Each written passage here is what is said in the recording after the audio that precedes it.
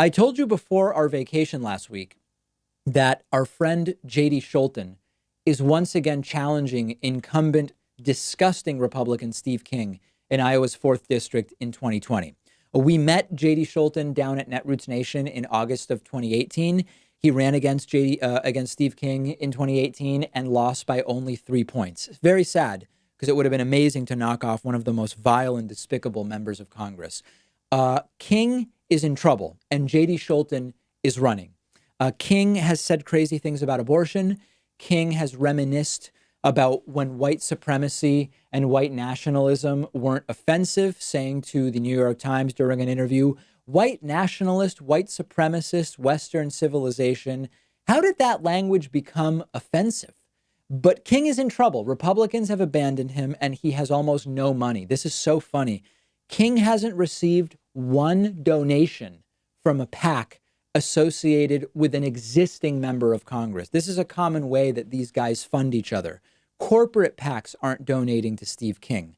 Special interest groups aren't donating to Steve King. In the first 6 months of this year, King received two donations from third-party political entities. One was from Lamar Smith, a Lamar Smith associated PAC, former Republican congressman, and $2,000 from Todd Akin. Todd Akin is the guy who said that the body shuts down a legitimate rape and thus the woman can't get pregnant. That guy is saying, I want to donate $2,000 to Steve King. Republican Party groups are also not donating. So this guy can be defeated.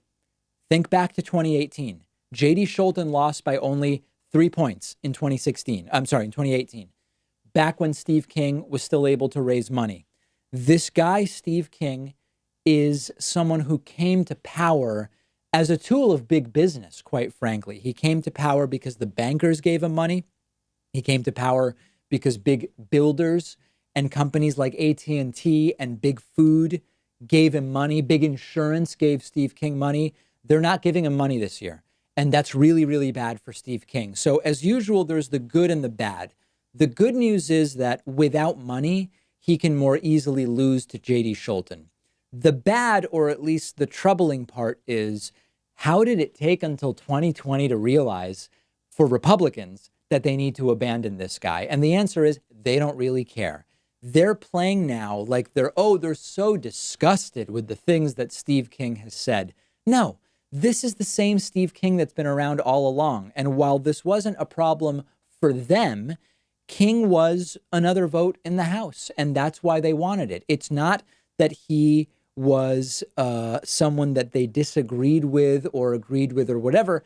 They were indifferent. They just want someone to check a box and say, yes, I'll vote Republican. Now he's become a PR problem, so they're abandoning him. Let's not attribute to morality and ethics what we can attribute merely to Republicans seeing politics as sport, wins and losses, checking boxes, and that's it. But he needs to go. Hopefully he will in 2020. Check out JD Scholten's campaign. JD is a former professional baseball player, super nice guy, hung out with him in 2018 in New Orleans, as I mentioned. He came so close in 2018 with the loss of Steve King's funding and the abandonment that Steve King is suffering from his Republican Party colleagues. This could be an amazing time to get a Democrat in the Iowa 4th Congressional District. Check it out. Check out JD Scholten, and hopefully we'll be talking to him on the program. We'll take a quick break. After this, we have extraordinarily great submissions for the David Pakman Show EDM dubstep voicemail remix theme song. If you have no idea what I'm talking about, then I think you're going to like it even more.